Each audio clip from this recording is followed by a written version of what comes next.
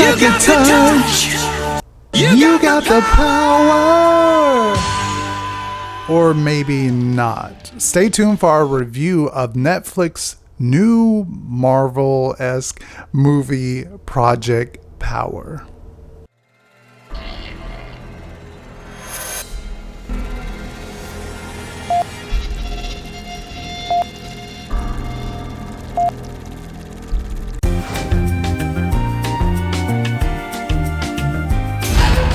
Yeah, so let's talk about Project Power. With a name like that, you would expect this to be sort of a new Netflix TV show.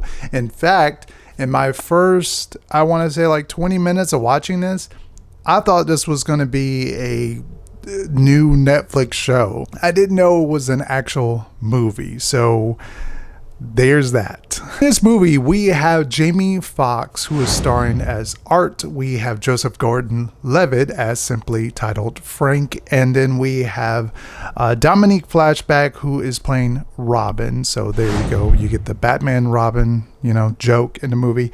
Anyway, let's talk about this idea of what this movie is about. Power.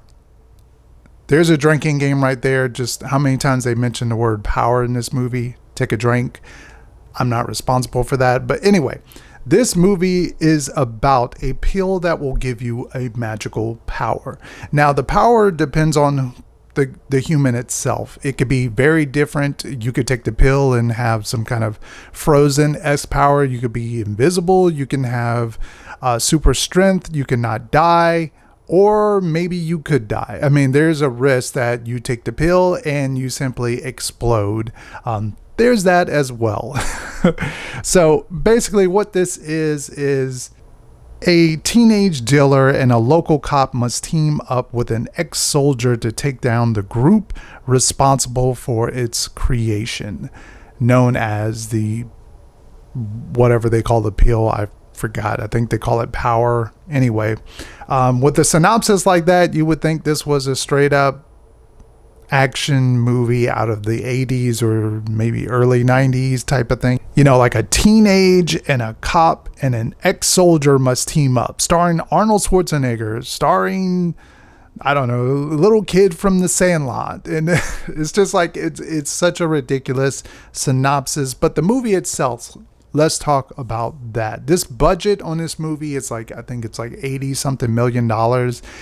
Parts of this actually look really, really good, in my opinion. The way it's shot, they use New Orleans as the backdrop. I enjoy seeing the city of New Orleans. I wish it kind of had a little more variety in its locations as far as New Orleans, but it was rather cool to see the city and a lot of stuff mentioned about, police and about the flooding and the government. That kind of topical stuff is brought up multiple times throughout the movie, so I enjoyed that they kind of touched on that stuff. And really our three big actors. You got Jamie Foxx, who is a likable character. I enjoyed him in this movie being the ex-soldier, kind of looking for his daughter. I like that he was very strong-witted and rough in occasions. You never knew if he was like a bad guy or a good guy half of the times, and the way he kind of deals with the teenage or Robin, the Robin character, you think half of the time he just might kill her, even though he's, turns out to be a good guy, obviously. And Joseph Gordon-Levitt, I really enjoy that guy. I like him a lot. I think everything that he's put out there into the universe, his creativity. I watched a TED Talk that he did, I guess, a couple years ago about seeking attention and about being famous. And it was really, really eye-opening. So I really like that guy. I like everything he does outside of acting, creativity-wise. But in this movie, he is just a basic character. There's nothing really exciting about his character or his journey in this.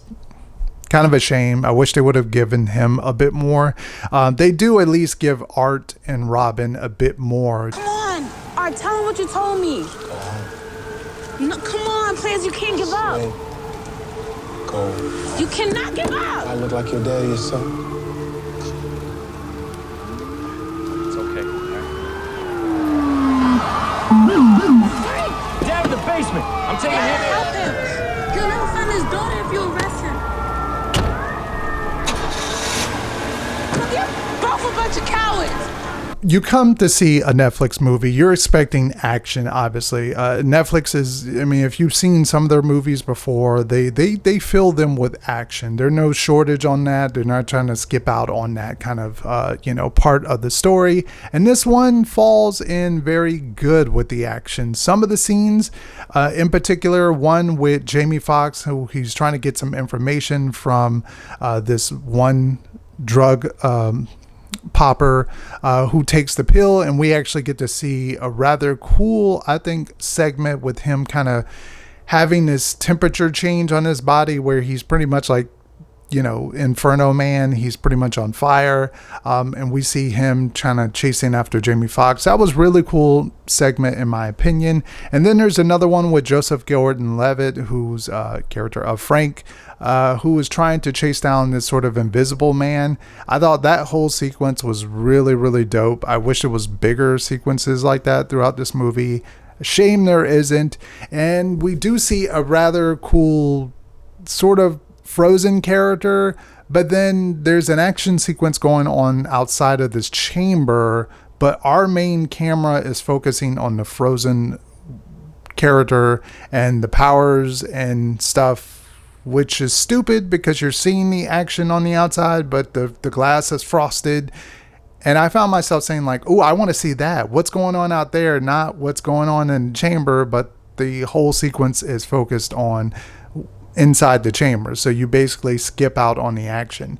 That happens quite a bit throughout this movie. The action pieces are muddled in certain occasions. Like you get really cool action sequences, but then there are other times where you get action sequences that are just a mess. A mess in editing, a mess in the way it's shot. It's just kind of a downer for this type of movie. Some of the other nitpicks I have as well, Machine Gun Kelly is in this. I'm not a big fan of his. Acting wise, thank God that they didn't give him much in this movie. He's only in a few scenes. Thank goodness. And also there is a YouTuber in this. No, not me. A more popular YouTuber makes a cameo in this movie. And when I saw that, I just was like rolling my eyes like, oh God, we have to put like a YouTuber in here. And it's not like the YouTuber is portraying as a YouTuber. It's like playing a character. Thank goodness. Thank the heavens that he did not act. I gave a little bit away, but just in case you want to know who it is, you'll just have to watch the movie to see the cameo. Thank goodness it wasn't in there very long. Some of the other nitpicks I have as well, it's just kind of a weird movie at points. Like it's dealing with some very graphic stuff. I mean, like some of the characters, they have holes in them. Some of them get stabbed. Some of them blow up from taking a pill. So it's very graphic on the violence and stuff. But then there are a lot of times where it's like jokey, or, there's stuff between Art and Robin, like joking stuff, which is kind of neat to see. Like there's a play on like a father-daughter situation there. But then there are other times where they just throw jokes and situations in this movie, and I don't know, like the movie just feels like it wants to like check the boxes of everything. Like, hey, we're kind of gory, we're kind of adultish, but hey, we kind of got this little teenage character, and some of the jokes in here and some of the stuff is funny. I felt like it was too much of a mix. You need to either like focus on what side of this you want to be on. It could be a dark comedy, but it doesn't fit within this kind of movie. So there is that. Some of the writing for this movie is just kind of bland across the board. It's pretty much a typical superhero movie. There's nothing like extravagant here. There's nothing that you haven't seen before. Some of the stuff earlier in the movie I thought was shot pretty well. Almost like you're watching a comic book play out as opposed to watching a comic book movie. So some of that parts I enjoyed. They did kind of leave it open. Would I be interested in going back into this world? Not without Jamie Foxx's character, and not without the three characters. If they came back and they wanted to do another one, I'd be on the board. But this movie is almost 2 hours long. And if you have Netflix, obviously it's worth a watch because you can just have it on in the background. You'll see some cool visuals here and there. You don't really have to follow the story too much.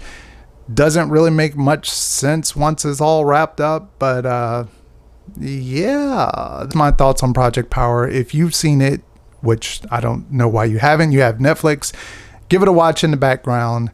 Let me know your thoughts down in the comment section as well. Make sure to hit that thumbs up, subscribe to the channel if you haven't already, and I'll catch you guys on another review very, very soon. Peace out.